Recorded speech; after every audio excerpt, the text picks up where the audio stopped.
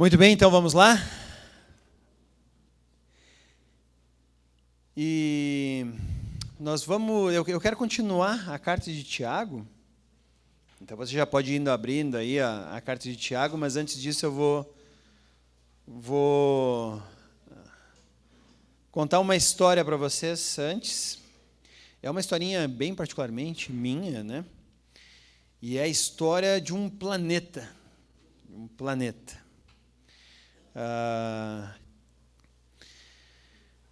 Século passado, um pouquinho depois da metade do século passado, então você sabe que a história que eu estou contando então é muito velha, né? Porque o pessoal já nasceu, uma boa parte do nosso pessoal já nasceu nesse século, né? Mas um pouquinho depois da metade do século passado, uma vez um observador astronômico ele apontou uma luneta para um planetinha pequeno do Sistema Solar, chamado Marte. Se você já observou Marte no céu, você sabe que é só uma leve bolinha amarelo, quase laranjada, que você consegue distinguir assim um pouquinho.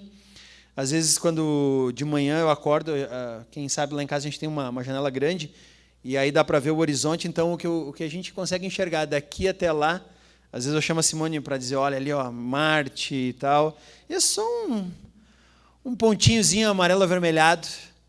Mas no início, na metade do século passado, um homem apontou a luneta e disse, nossa, esse planeta tem transformações que parecem as estações aqui da Terra. E esse homem lá nos Estados Unidos começou a criar toda uma ideia de como seria então Marte habitada, tendo inverno, verão, outono. Isso foi muito legal. E passou pelo imaginário, passou pelo imaginário das pessoas, então, nossa, vamos conhecer um dia marcianos, né? Nós mal e mal estávamos planejando de chegar até a Lua, chegamos depois, e ele estava com aquele telescópio apontado, que ainda era um telescópio muito bom, comparado, se você for comparar com o de Galileu Galilei, por exemplo, o dele era muito melhor, mas muito pior do que aqueles que nós temos realmente hoje, né? E se criou até filmes sobre marcianos chegando aqui, visitando a Terra e tudo mais, até que nós conseguimos tecnologia suficiente para observar Marte de perto. E uma das primeiras sondas que chegou até Marte mandou um grande balde de água fria para todos os espectadores, porque quando foi possível observar Marte, se descobriu que aquela rocha avermelhada coberta de dióxido de carbono e tudo mais ali, ou seja, é uma rocha toda enferrujada. O deserto do Saara e o do Atacama tem mais água do que o que tem naquele planeta. O que se tem de água está na rocha, o que sobrou ali foi a água pesada, né, que sobrou ali. Depois descubro que a água pesada, o pessoal de mineração, às vezes o pessoal de empresa sabe o que é água leve e água pesada, né? Um em cada 7 átomos de água tem um nêutron dentro, então isso torna a molécula dele muito mais pesada. Então, por isso é água pesada. E foi o que sobrou lá em Marte, ainda assim consumido lá. E aí o que acontece é que todo mundo procurou e não achou evidências de vida nesse planetinha vermelho. E aí então foi um balde de água fria em o pessoal que estava esperando encontrar vida em Marte e tudo mais.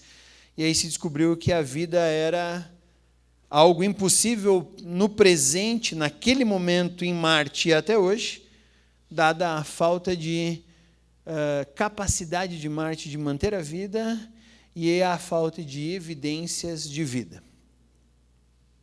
Por que eu estou contando isso? Porque o livro de Tiago agora, nós vamos entrar no capítulo 2. E o capítulo 2 do livro de Tiago faz mais ou menos comigo e com você o que fizeram com aquele planetinha vermelho. Tiago vai procurar, de forma muito precisa e muito próxima, evidências de fé na vida do cristão. Porque de longe, talvez como aquela pessoa que foi equivocadamente levada a pensar que Marte tinha vida, que era um planeta pulsante, que a vida estava rolando lá, como rolava aqui na Terra, tinha outono, verão, primavera, inverno, e os marcianos tinham uma vida mais ou menos, talvez, quem sabe, parecida com a nossa, tirando que eles têm a pele verde, né? Era assim a ideia, o marciano tinha que ter uma pele verde. E aí, quando você chegou pertinho, Marte, não tem ninguém verde lá. Não tem nenhum torcedor do Juventude, nem do Palmeiras, nem do Goiás, não tem nada lá. E aí, então, Tiago vai nos ensinar a olhar para a nossa vida.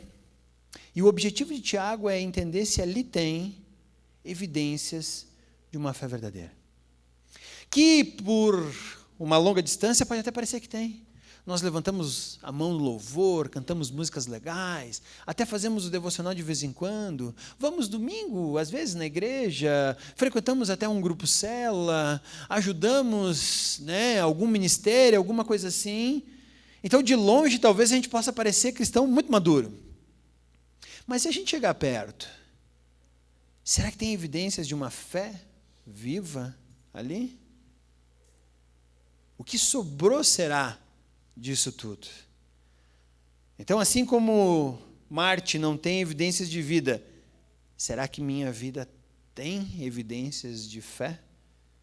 Como é que eu meço essas evidências de fé? Como é que eu faço? Então, vamos olhar para a carta de Tiago e vamos tentar olhar ali, observar o que ele realmente está dizendo. Se você lembra, o Fofo começou o capítulo 1, eu terminei o capítulo 1 do livro de Tiago, então, em que Tiago está explicando para todas as pessoas que estão escutando ou lendo esse discurso que ele está colocando aqui, primeiro de tudo, que existe uma prova que Deus faz da nossa fé. E então ele fala das provações, ele diz, olha, tenha por motivo de muita alegria passar por provação, porque a provação nada mais é que um instrumento na mão de Deus que nos ajuda a fortalecer a nossa fé, que nos ajuda a chegar lá, a ir mais longe, a ir mais distante. É aquele ponto do exercício físico que você está dizendo, não, mas eu acho que eu não vou mais. E ele diz, não, vem mais um pouquinho. Aí, daqui a alguns dias, tu vai passar pelo mesmo local e tu vai dizer, nossa, aqui foi o lugar que eu quis desistir e agora eu consigo chegar até mais longe. Né? E aí você diz, puxa, eu acho que eu estou ganhando condicionamento físico, eu acho que estou ganhando fôlego, eu acho que eu estou, né, melhor preparado fisicamente para isso, e você se alegra. Mas se você parar para lembrar o momento que você quase desistiu lá atrás, você vai ver que foi um momento difícil, complexo, dolorido, de até mesmo incertezas, né? Então, essa é a ideia. Então, o Tiago diz, continua, a prova é apenas o instrumento pelo qual Deus vai aperfeiçoar a fé. E não é tentação, é provação mesmo, pode ficar tranquila, mas tenha por muita alegria disso. Depois ele continua o resto do capítulo, então, mostrando que quem passou bem pela provação vai praticar a palavra. Essa é a ideia. E aí eu acho legal alguns adjetivos que ele usa. Se você olhar o versículo 18, ele fala, por sua decisão ele nos gerou pela palavra da verdade. Então, Tiago fala que eu e você, ou todos nós que entendemos o processo de Deus em Cristo, que passamos pelas provas e temos uma fé mais forte, nascemos de novo por meio da palavra. Somos outra criatura agora, nascemos de novo. E mais do que isso, além de ser gerados pela palavra, do versículo 21 ele fala, portanto, livrem-se de toda impureza, moral e maldade que prevalecem, e aceitem humildemente a palavra implantada. Nós nascemos da palavra, e a palavra agora é implantada em nós. Por isso, vamos nos tornar praticantes cada vez mais da palavra. No versículo 23, ele vai continuar dizendo, aquele que ouve a palavra, ou seja, que nasceu e foi implantada, mas não põe em prática, é semelhante a um homem que olha a sua face em um espelho. O que ele está querendo dizer aqui? Nós precisamos praticar a palavra. Se nós nascemos da palavra, a palavra foi implantada em nós, então a prática do que temos é a palavra. Por isso agora, então, ele fala que uma vez praticantes da palavra, nós agora temos evidência de uma fé viva. E aí fica a pergunta, tá, ok, o que é essa fé viva? Te convido a olhar o capítulo 2. Todo.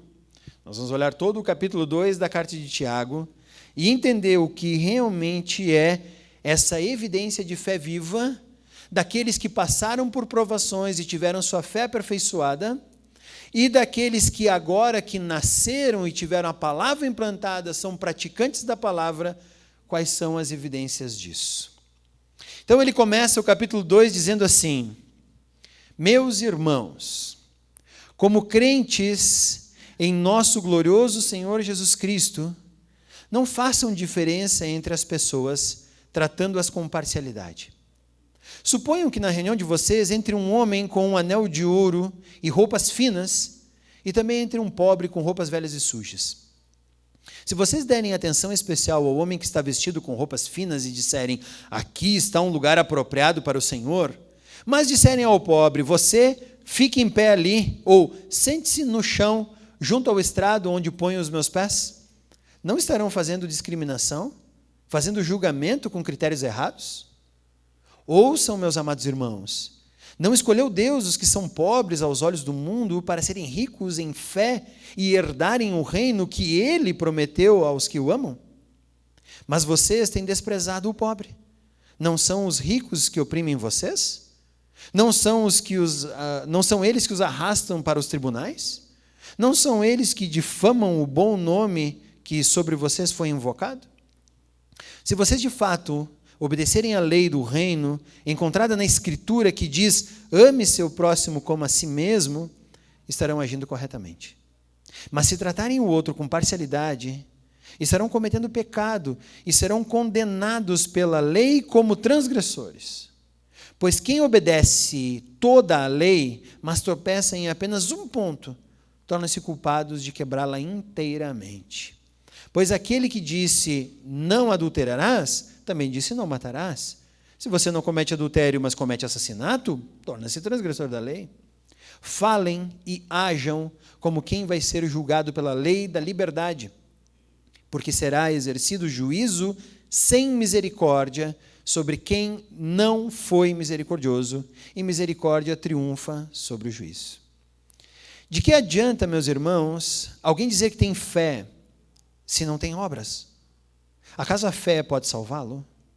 Se um irmão ou irmã estiver necessitado de roupas e de alimento de cada dia, e um de vocês disser, vá em paz, aqueça-se, alimente-se até satisfazer-se, sem porém lhe dar nada, do que adianta isso? Assim também a fé por si só, se não for acompanhada por obras, está morta. Mas alguém dirá, você tem fé? Eu tenho obras. Mostre-me sua fé sem obras, e eu mostraria a minha fé pelas obras. Você crê que existe um só Deus? Muito bem. Até mesmo os demônios creem e tremem. Insensato. Quer certificar-se de que a fé sem obras é inútil? Não foi Abraão, nosso antepassado, justificado por obras, quando ofereceu seu filho Isaque sobre o altar? Você pode ver que tanto a fé como as obras estavam atuando juntas. E a fé foi aperfeiçoada pela obra. Cumpriu-se assim a Escritura que diz, Abraão creu em Deus, e isso lhe foi acreditado como justiça. E ele foi chamado amigo de Deus. Vejam que uma pessoa é justificada por obras, não apenas pela fé. Caso semelhante ao de Raabe, a prostituta. Não foi ela justificada pelas obras, quando acolheu os espias e os fez sair por outro caminho? Assim como o corpo sem espírito está morto, também a fé sem obras está morta.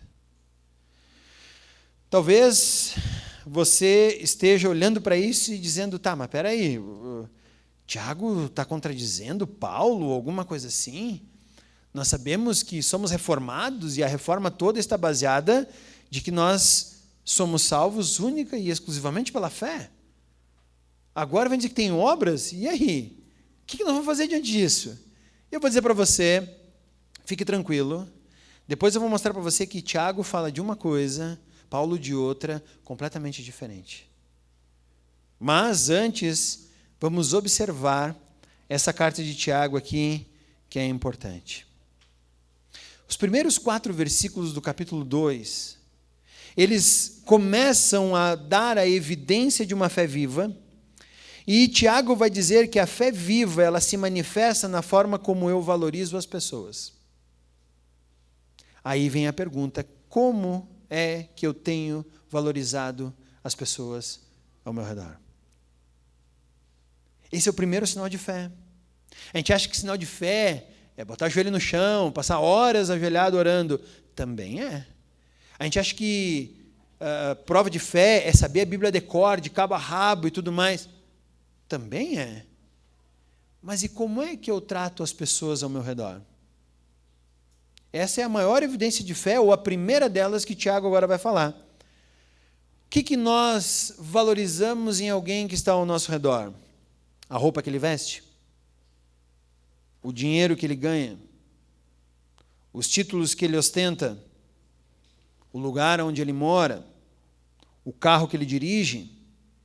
A popularidade que ele possui? A influência que ele pode ter? Se é isso que nós valorizamos, Tiago diz que a nossa fé é morta. Ela não tem evidências de vida, assim como Marte também não tem. De longe pode até parecer que tem, mas quando chega perto para analisar, não encontra ninguém em casa.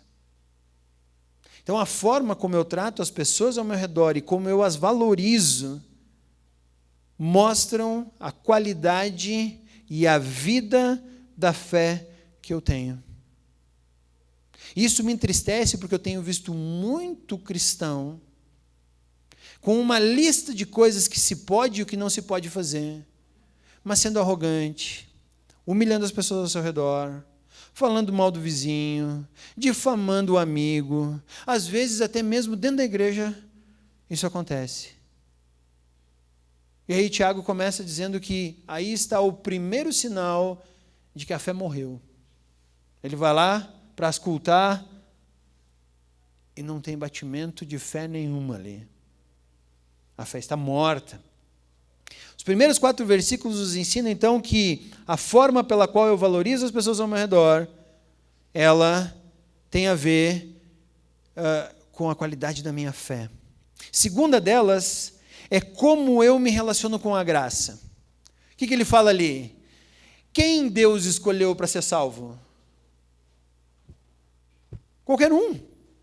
Até mesmo os pobres se tornam ricos diante de Deus quando optam por estar em Cristo.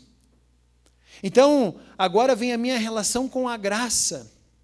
Mostra se eu estou ou não tendo uma fé viva. Conforme eu trato as pessoas ao meu redor e conforme eu me relaciono com a graça, qual é o critério que alguém leva para ser salvo? O que será que leva uma pessoa a ser salva? Será que é a conta do banco? Será que é o diploma na parede? Será que é o restaurante que frequenta? É a graça de Deus. A graça nivela todos sob o mesmo valor. Nós aqui em sociedade, enquanto viventes aqui neste planeta, na atual ordem que está acontecendo o mundo, classificamos as pessoas entre classe alta, classe média, classe baixa e tudo mais, mas chegará o dia em que todos nós estaremos diante do nosso Criador e não tem classe alguma. Parou para pensar que legal? Não tem classe alguma. Eu lembro de um clássico do cinema, que é o Alto da Compadecida, em que o Chicó, ele contava umas histórias e ele tinha um poema para a morte mais ou menos parecido. Ele fala, quando alguém morria, ou lá no filme, ele dizia assim: encontrou-se com o único mal irremediável, aquilo que iguala todos nós em um único rebanho de condenados, que é a morte. Deus faz isso conosco por meio da graça. Todos nós somos igualados em um mesmo rebanho. Então, nós não fazemos acepção de pessoas, por quê? Porque Deus também não faz. E a graça, e ainda bem que é única e exclusivamente a graça, ela alcança a todos, de todas as classes, de todos os estratos sociais, ela alcança todo mundo. Então, Essa é a segunda evidência de uma fé viva. A primeira é como eu me relaciono com as pessoas ao meu redor. A segunda é como eu me relaciono com a graça. Por quê? Porque ele fala do versículo 8 ao versículo 11, que a fé viva baseia seus valores na palavra de Deus. No temor que temos pela palavra de Deus. E ele fala que a palavra de Deus, ela é de tal forma feita que se você quebrar um só mandamento, você quebrou todos. Você quebrou todos. Todos nós aqui já vimos uma bordaleza, né? Eu acho que sim, morando aqui em Caxias do Sul, é difícil alguém que não tenha conhecido uma bordaleza, né? Bordaleza, então, ela é feita de várias tábuas, e ela serve para armazenar líquidos e tudo mais, vinho, qualquer coisa que você queira colocar dentro dessa bordaleza. Um barril, né? Vamos imaginar aí, um barril. Então, cada tábua que compõe o barril, ela precisa ter exatamente o mesmo tamanho. Parou para pensar nisso? Porque imagina que eu tenho uma tábua que está nessa altura aqui no meu barril. Todas as outras estão nessa altura aqui. Eu vou encher o meu barril. Qual vai ser o máximo que eu vou conseguir preencher o meu barril? Até a altura da menor tábua. Por quê? Porque quanto mais eu colocar, vai continuar vazando ali. E eu jamais conseguirei isso. O cristão é mais ou menos assim. Nós temos que ter todas as tábuas do nosso cristianismo do mesmo tamanho. Não adianta eu dizer, não, agora eu vou orar. E a tábua da oração está lá em cima. Mas a tábua da acepção de pessoas está aqui embaixo. Meu cristianismo está nivelado por aqui. Não, agora eu vou ajudar os pobres, vou ajudar as pessoas e tudo mais. Eu esqueço de ler a Bíblia. A minha espiritualidade vai estar nivelada pela minha menor tábua. Esse é o problema. O cristão precisa colocar todas as tábuas ao mesmo nível, para que aí sim ele possa ter uma fé cheia e plena. E a sua bordaleza vai estar completamente cheia. Então é por isso que ele fala aqui, se você desobedece um só pontinho da lei, tu é culpado de quebrar ela toda. Eu lembro quando minha mãe tinha um elefante branco, de porcelana. Na época que era bonitinho ter bicho de porcelana em casa. Tinha elefante, tinha sapo, tinha... Nossa, tinha um zoológico de porcelana. Né? Tinha até o guarda do zoológico de porcelana, tinha tudo. E naquela época era legal. E eu lembro que eu sempre gostei de animais, eu tinha uma coleção de animais, e aquele elefante, de vez em quando a minha mãe não estava olhando, fazia parte da minha coleção de animais. Só quando ela não estava olhando, que se ela estivesse olhando, tinha que estar lá. E eu lembro que uma vez eu quebrei o rabo do elefante. O rabo. Né? O rabo era bonito, fazia quase um S assim e tal. E quebrou o rabo do elefante. E eu botei lá no local. Minha mãe logo identificou que eu havia tirado o rabo do elefante. Né? O que está fazendo meu elefante cotoco aqui? Né? O pitoco. Mas, mãe, eu só quebrei o rabo. Tu acha que ela foi suficiente? Não, claro, foi só o rabo, que bom e tal. Não, eu fui culpado de quebrar todo o elefante. Assim é a lei de Deus. Se você quebra uma parte dela, você quebrou toda ela. Por isso que a terceira evidência de uma fé viva é a forma pela qual nós trabalhamos com a palavra de Deus.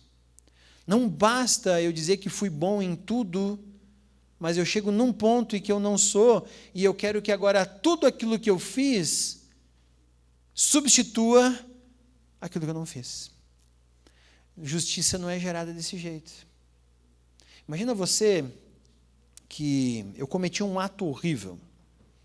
Imagina que eu matei uma criança. Aconteceu alguma coisa ali e tal, e eu perdi a cabeça e matei uma criança. Aí eu vou ao julgamento. E meu advogado de defesa entrega para o juiz uma petição dizendo, mas o Edgar é gente boa.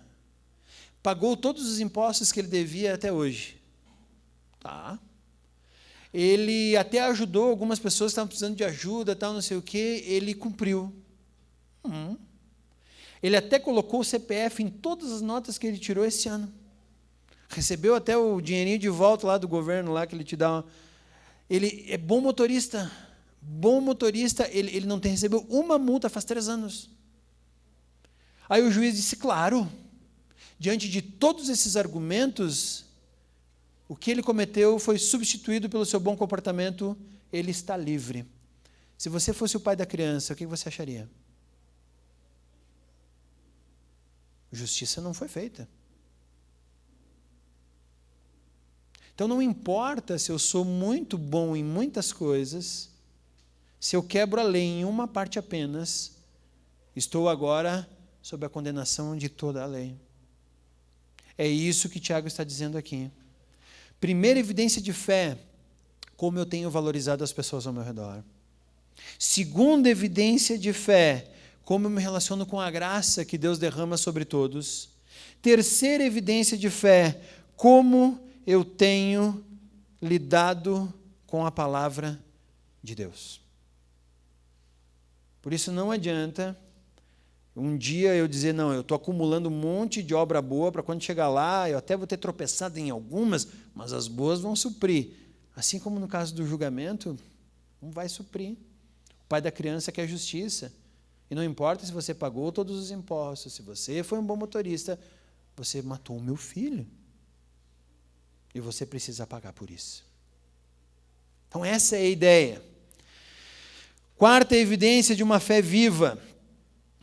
É uma fé que vai para a cabeça, desce para o coração, toma conta das mãos e dos pés. Essa é uma evidência de fé viva. Por quê? Porque eu leio, logo ela vai para a minha cabeça. Ao ir para a minha cabeça, eu reinterpreto as coisas agora de acordo com o que Deus está dizendo. Ao reinterpretar, ela vai para o meu coração e queima ali, dizendo eu preciso fazer aquilo. E ao queimar no meu coração, ela vai para as minhas mãos e vai para os meus pés. Ela se torna a ação. Essa é a quarta evidência de uma fé viva. Ao contrário da fé morta. Porque a fé morta, ela é uma fé que se baseia única e exclusivamente no intelecto sem mover o coração. Parou para pensar nisso?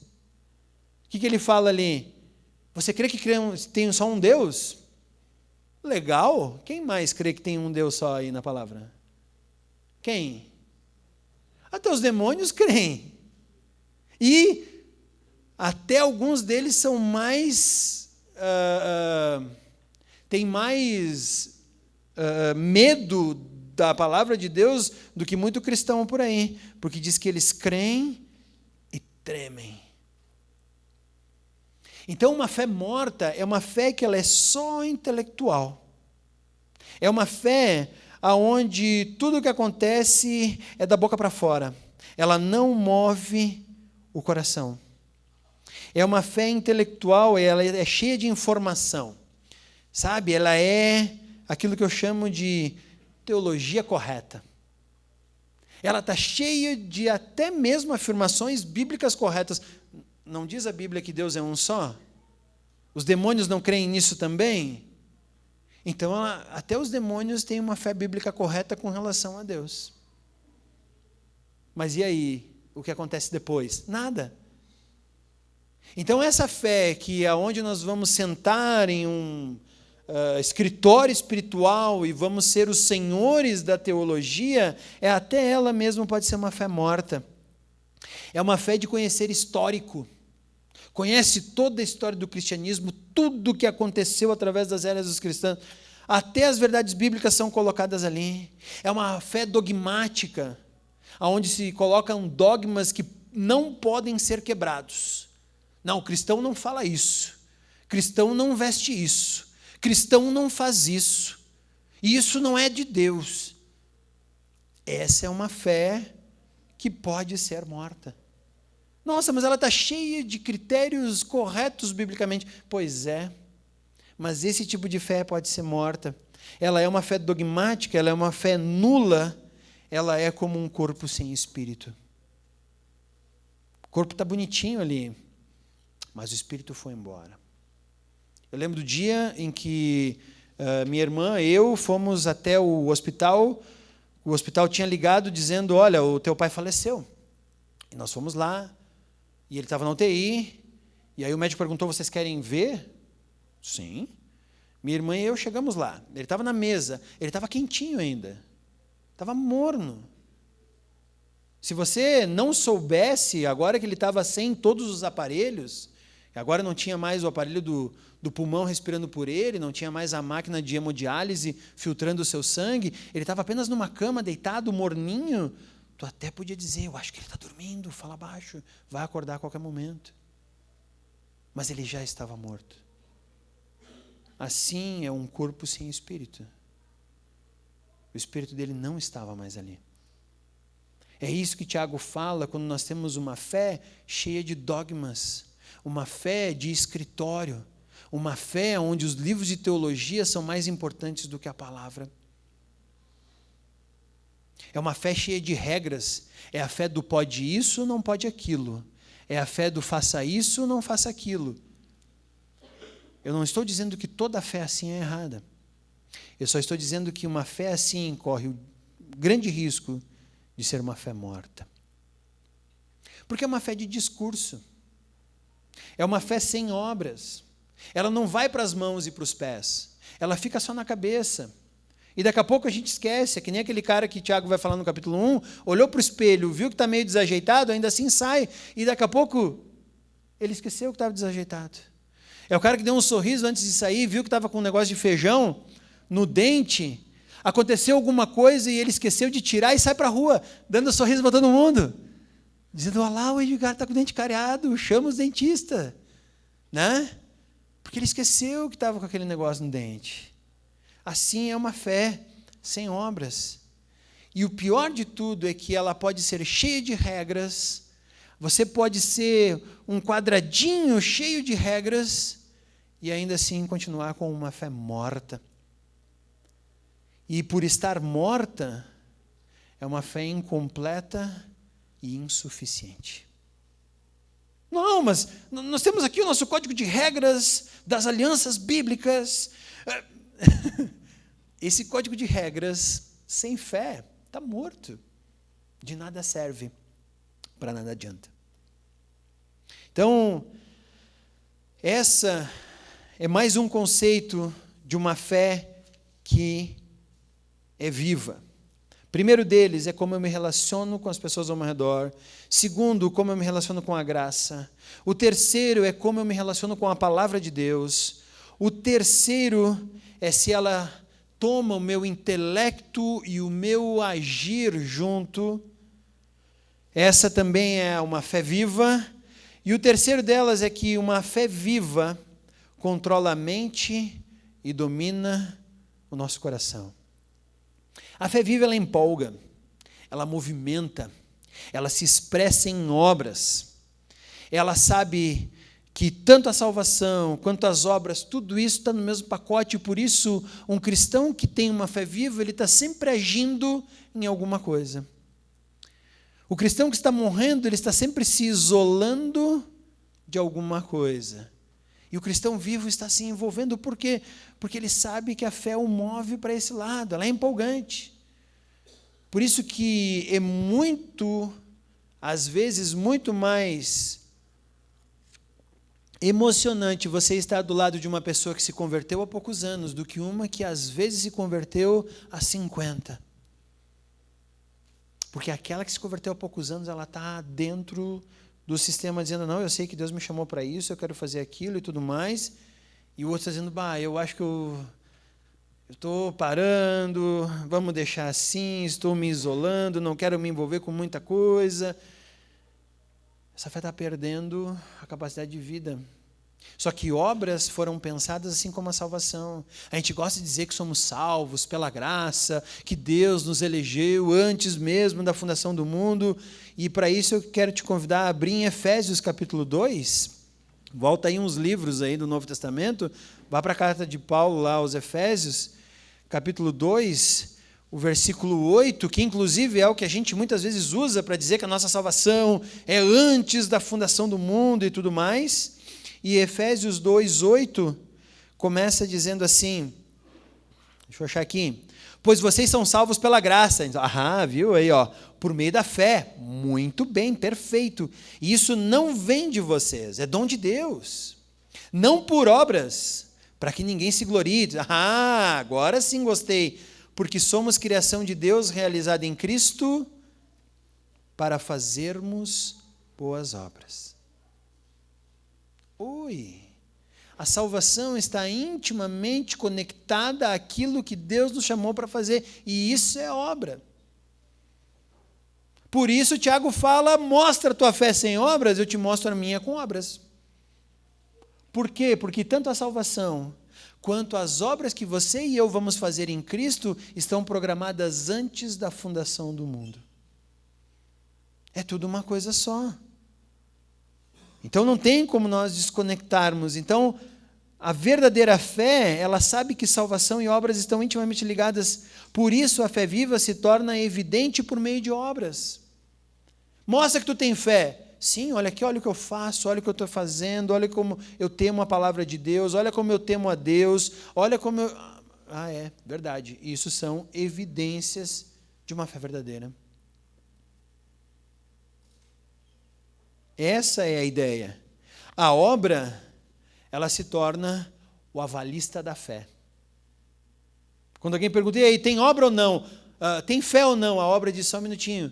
Eu sou o avalista da fé desse cara. Olha para mim e você verá que ele tem fé. Legal, muito bom.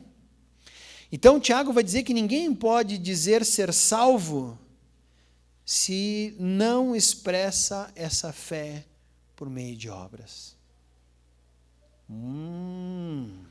Não há como expressar fé em Deus se eu sonego às pessoas ao meu redor o básico que eles precisam para sobreviver. Por isso ele começa dizendo, se alguém tem fome, pede para ti comida, você diz, não, pode comer, tchau, e vai embora sem dar nada, tua fé está abalada, hein? Por quê? Porque você negou ao próximo o básico e o mínimo que ele precisava. Se tem um abismo entre o meu discurso e a minha ação, então a minha fé não é viva. Se eu creio naquilo que eu digo crer, eu pratico aquilo que eu digo crer. Onde é que estão as minhas mãos? No que eu tenho me envolvido, no que eu tenho me empolgado, o que eu tenho feito. Ali mostra se eu tenho fé ou não. Será que a nossa fé está viva? Cada um de nós aqui poderia fazer essa pergunta, será que minha fé está viva? Fé não é um acervo espiritual de livros que você tem que ter na tua cabeça. Mas fé é algo que você tem que utilizar para ser praticado. Será que nós praticamos aquilo que dizemos crer? Será que se alguém olhar para a minha vida vai encontrar evidências de uma fé? Ou evidências de uma teologia que fica só na cabeça e eu me tranquilizo com essa boa teologia que eu tenho? Como é que está a nossa fé? Esse é o desafio que Deus tem para cada um de nós. Esse é o desafio que Tiago lançou aos seus leitores, dizendo, já que vocês passaram por provações e tiveram a fé de vocês testada e fortalecida por meio das provações, já que vocês nasceram da palavra, acolheram a palavra e se tornam praticantes da palavra, coloquem em ação a fé de vocês por meio das obras praticadas diante dos homens. Para que Deus seja glorificado e evidenciado por meio das ações da vida de vocês, em tudo que vocês fizerem, em todas as circunstâncias que vocês fizerem. E se porventura você diz assim, não, mas tem alguma coisa errada, Paulo fala, parece que diferente, será que Paulo e Tiago estavam em conflito aqui?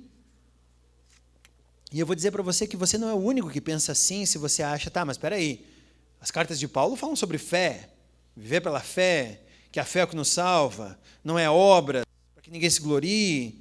Que história é essa? Até mesmo um homem chamado Martinho Lutero entrou em uma questão pessoal com relação a isso. Martinho Lutero, quando ele monta toda a sua teologia da fé, ele parte do princípio de Paulo em Romanos. E quando Martinho Lutero vai fazer a tradução da Bíblia, ele olha para a carta de Tiago, ele chama ela de carta de palha. Epístola de palha. Por que carta de palha? Porque palha é uma coisa que você toca fogo, queima. Lá em Coríntios, Paulo mesmo havia dito que o ministério de alguém, se é colocado sobre palha, feno e madeira, vai passar pelo fogo, vai ser queimado e a pessoa vai ser salva no fim. Então Lutero está dizendo, essa epístola aqui, e ela quase não entrou para o nosso cânon. Ainda bem que Deus é mais teimoso que um alemão traduzindo a Bíblia. Deus diz, vai botar ali. Se eu botei ali, tu vai traduzir, vai botar ali. E aí então Lutero traduz, bota aí, nós temos a carta de Tiago. Mas quando você vai analisar as duas coisas, princípio de interpretação bíblica, o que Paulo quer dizer com sua escrita e o que Tiago quer dizer com sua escrita. A ênfase de cada um dos dois é diferente, por isso Tiago vai ser muito mais enfático nessa relação de obras, porque Tiago está falando a um público judeu, e o judeu ficava suficientemente confortável de saber a lei e ficar tranquilo. Obedecer algumas coisas da lei, então, eu não como isso, não me misturo com aquele, não mexo com aquele outro, eu sou um bom judeu, Deus gosta de mim. E aí Tiago dizendo, querido, Deus está te chamando para a ação, vem praticar. Já Paulo estava falando para um público que estava muito acostumado a fazer coisas para ganhar o favor divino. E aí Paulo diz, gente, vocês não precisam fazer nada para ganhar a salvação de vocês, Deus já comprou por meio do seu Filho. Então a ênfase dos dois é diferente, mas mais do que isso, as palavras obras, fé e justificação em Paulo e Tiago, elas são completamente diferentes. Assim como você e eu podemos usar uma palavra em diferentes contextos, ela também pode ser usada dessa forma. Para Paulo, obras seriam coisas que nós faríamos para nos dar méritos diante de Deus. Aí Paulo diz, esse tipo de obra não gera salvação. É isso que Paulo está dizendo. Já Tiago fala que obra é obedecer a Deus. A gente está acostumado muito com o termo boas obras, e em momento algum aqui você viu boas obras, mas obras. E o que são obras para Tiago? Obedecer a Deus. Porque ele falou de ajudar os pobres? Sim, falou de ajudar os pobres, mas ele falou de ler a Bíblia. Ele falou de não fazer acepção de pessoas. Ele falou de relacionar-se com a graça. Obra para Tiago é obedecer o que Deus coloca em sua palavra. Não só ajudar o próximo. Então você não pode dizer que Tiago está apoiando boas obras para termos salvação. É um erro. Assim como não podemos dizer que Paulo estava dizendo que obras divinas feitas pela força do Espírito Santo eram nulas também. Então, quando Paulo fala de obras, ele está dizendo que o mérito para eu agradar a Deus, esse não funciona. E o que Tiago está dizendo é que obedecer a Deus é uma obra e evidência de fé. Fé. Quando Paulo fala sobre fé, o que Paulo está dizendo? A fé é aquela que, em Cristo colocada, opera um novo nascimento e me torna um filho de Deus. Essa é a fé que Paulo está dizendo aqui. Qual é a fé que Tiago está usando? A fé que é evidenciada por meio da obediência a Deus e se torna obra no dia a dia da minha vida. Então, fé também é diferente. Assim como obras é diferente para Paulo e para Tiago, fé também é diferente para Paulo e para Tiago. Por quê? Porque um está falando de um novo nascimento e o outro está falando de uma evidência de obediência. Tá, e a palavra justificação, que está ali também, justificação está tanto em Paulo quanto em Tiago. Justificação para Paulo é aquela que nós temos diante de Deus. Quando eu coloco minha fé em Cristo, sou justificado por Deus do pecado que eu tinha com Ele. E para Tiago, a fé ela é justificada como uma causa das obras diante dos homens e não diante de Deus. Ela não compra em momento algum o favor de Deus. Então, quando nós lemos a Bíblia, nós vamos encontrar no mesmo texto palavras iguais, mas dependendo da condição do autor e o que ele está querendo dizer e enfatizando, e o Espírito fazendo isso por meio desse autor, o resultado é completamente diferente. E aí Paulo e Tiago se harmonizam. Então, ninguém pode dizer que não, eu sou de uma teologia mais paulina, então eu tenho a minha fé ela é muito intelectual, eu gosto de expressar ela no meu quarto escondido, em secreto, e é ali que Deus só tem que saber se eu sou cristão ou não. Minha esposa, ela que tem que saber se eu sou cristão ou não, e está suficiente. Tiago diz que isso não é suficiente.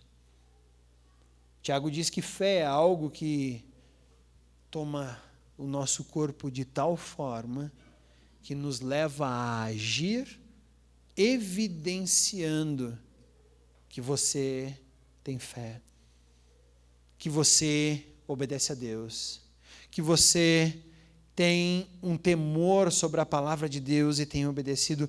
Por isso, a fé viva, ela se evidencia em todas as ações do cristão maduro. Em todas as ações do cristão maduro. Porque do cristão imaturo,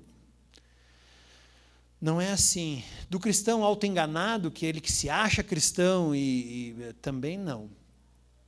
Então, o que o Tiago está nos ajudando a observar aqui é que todos aqueles que passam por provas da sua fé e que crescem por meio dessas provas, tornam-se praticantes da palavra. E o que é o praticar da palavra? As obras que os homens podem olhar, que evidenciam que eu tenho uma fé verdadeira em Cristo. Para encerrar, tive um exemplo essa semana mesmo, conversando com uma pessoa. Ela se envolveu em um acidente de trânsito e a pessoa, ela não foi culpada, a outra pessoa foi. E aí diz que saiu meio desesperada a outra pessoa, pararam em um posto para acertar e ajustar as coisas. E aí diz que ela já chamou o corretor dela, que estava na cidade, o corretor veio, e aí para resolver todo o negócio, e aí diz que quando os dois chegam até essa pessoa que havia sido vítima, então, de todo esse acidente, diz que ele estava calmo, diz que o cara perguntou, nossa, por que tu está tão calmo assim? Aí ele disse, porque Deus me dá toda essa calma. E a pessoa, nossa, mas não acontece isso com todo mundo. Ele disse, mas é que nem todo mundo tem Deus para ter essa calma toda. E no meio de um momento de um acidente, ele pôde dar um testemunho de cristianismo no meio de tudo. Se ele fosse um mau cristão, estava desesperado. Já saía xingando, mulher barbeira, não sei o quê, batendo no meu carro, e agora, quem é que vai pagar isso aqui? Em geral, quem sai assim, não está muito bem no espírito, não. Mas essa pessoa pode testemunhar em um momento em que ele agiu totalmente diferente, e a pessoa perguntou, não, tu tem alguma coisa diferente, o que está acontecendo? E ele disse, a única coisa que eu tenho diferente é Cristo. Naquele momento, o testemunho dele foi suficiente. Ele não precisou pregar a Bíblia, ele não precisou abrir nenhum texto, não, porque está escrito aqui em João 3,16, ele simplesmente agiu como um cristão deve agir. Isso foi uma obra em que ele destoou de todas as pessoas ao seu redor e pôde dar um testemunho. É isso que Tiago está tentando nos dizer. Por favor, livrem-se da fé morta. A fé morta é aquela que nos leva a olhar as pessoas com diferença, quem tem com quem não tem. Ela nos leva a nos relacionar mal com a graça, onde eu acho que tem coisas que Deus pode perdoar e coisas que Deus não tem. E aí nos tornamos apontadores de pecadores, dizendo, tu pecou? Tá, mas o teu pecadinho está mais ou menos. Pecou, nossa, esse pecadão aí está louco. Não tem Cristo que resolva. Essa é a fé morta. É a fé que se baseia apenas no intelecto. Você fala uma coisa para a pessoa e diz, não, mas a confissão de fé de tal escola diz que isso já saiu da palavra. É fé morta. É fé morta. De pessoas que a fé não vai para a mão e para a perna e não leva... é fé morta. Já a fé viva me leva a tratar com imparcialidade todos os que estão ao meu redor. Eu me relaciono muito bem com a graça. Eu conheço a palavra e por isso ela vai para as minhas mãos e para os meus pés. E eu não preciso dizer que sou cristão, porque tudo o que eu fizer já vai assim falar. Esse é meu desejo para nós como comunidade Aliança Bíblica do Pio X. Que eu não tenha que colar um adesivo no meu carro para dizer que eu sou cristão. Que eu não tenha que botar uma Bíblia em cima da minha mesa de escritório para os meus colegas de trabalho verem que eu sou cristão. Que eu não tenho que só ouvir louvores lá na minha casa para que os vizinhos... esse aí é crente mesmo. Mas que tudo que eu fizer revele o Cristo que eu digo crer. Vamos baixar nossa cabeça? Senhor Deus, nós agradecemos a Ti pela carta de Tiago, pela Tua palavra viva e eficaz que está aqui, e nós podemos ter contato com ela. E assim podemos perceber, podemos ver e evidenciar marcas de uma fé verdadeira, de pessoas que tiveram sua fé provada, mas que foram transformadas pela palavra, e de tal forma agora tudo o que fazem são uma expressão do Teu caráter em nossa vida. Obrigado, Senhor, que Tu estejas nos ajudando como igreja e como comunidade a expressarmos isso todos os dias, a auxiliarmos uns aos outros, a estarmos juntos e próximos uns dos outros, para que Tu, por meio de nós, possa ser evidente na vida de cada pessoa que nós encontrarmos e vermos. É isso, Pai, que nós colocamos diante de Ti e agradecemos, nos dando agora um resto de domingo muito bom e uma semana maravilhosa, cheia de obras, nas quais nós teremos o privilégio de Te revelar a quem quer que nos encontre. Em nome de Cristo. Amém.